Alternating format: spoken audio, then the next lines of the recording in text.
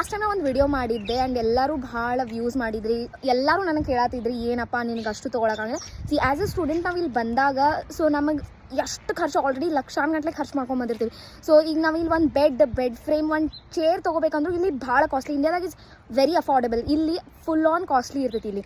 So ಈಗ ನಾ ಇಲ್ಲಿ ಒಂದು ಬೆಡ್ ಫ್ರೇಮ್ ತೊಗೊತೇನೆ ಅಂತಂದ್ರೆ ನನಗೆ ಆಲ್ಮೋಸ್ಟ್ 15,000 to 20,000 ರೂಪಾಯಿ ಅದ. ಮತ್ತು ನೀನು ಈಗ ಬೆಡ್ ತೊಗೊತಿ ಅಂದ್ರೆ ಮತ್ತು ಅದ್ರ ಮೇಲೆ ಬೇರೆ ಒಂದು ಆಲ್ಮೋಸ್ಟ್ 50,000 to 60,000 ರೂಪೀಸ್ ಜಸ್ಟ್ ಒಂದು ಬೇಸಿಕ್ ರಿಕ್ವೈರ್ಮೆಂಟ್ಸ್ ತೊಗೊಳಕ್ಕೆ ಹೋಗ್ತೈತೆ. ಸೊ ಅದಕ್ಕೆ ಯೂಶ್ವಲಿ ಏನು ಮಾಡ್ತಾರೋ ಈ ಸ್ಟೂಡೆಂಟ್ಸ್ ಸೆಕೆಂಡ್ ಹ್ಯಾಂಡ್ ಪ್ರಿಫರ್ ಮಾಡ್ತಾರೆ. ಆರ್ ಎಲ್ಸ್ ಇಫ್ ದೇ ಹಿಂಗೆ ಚಲೋ ಏನಾರೆ ಅದ್ರೊಳಗೂ ಯಾವ್ದು ಬೇಕಾದ್ರೆ ಹಂಗೆ ಕಚರ ಡಬ್ಬಿದಾಗ ಇಟ್ಟಾರಂತ ತೊಗೊಂಡು ಬರೋದಿಲ್ಲ. If it is good in condition ಅಷ್ಟೇ ತೊಗೊತಾರೋ, ಹಂಗೆ ಇದ್ರೆ ಇಲ್ಲಾದ್ರೆ ತೊಗೊಳಂಗಿಲ್ಲ. For example everybody was asking. So finally ಇವತ್ತು ನೋಡ್ರಿ, ಈಗ ನೋಡ್ರಿ ಇದು ಬೆಡ್ ಫ್ರೇಮ್, ಇವು ಫೋಲ್ಡೇಬಲ್ ಬೆಡ್ ಫ್ರೇಮ್ ಹಿಂಗೆ ಫೋಲ್ಡ್ ಮಾಡಿ ಇಡ್ಬೋದು. ಇದನ್ನ ಈಗ ಸೇಮ್ ನಿಮ್ಗೆ ಅಮೆಝಾನ್ದಾಗ ಹೋಗ್ರಿ, ನಿಮ್ಗೆ ಆಲ್ಮೋಸ್ಟ್ $150 ಇರುತ್ತೆ. ಅಂದ್ರೆ 12,000 to 13,000 ರೂಪೀಸ್. ಏನೂ ಆಗಿಲ್ಲ, ಒಂದು ಚೂರು ಏನೂ ಆಗಿಲ್ಲ, ಫುಲ್ ಚಲೋ ಐತಿ. ಸೊ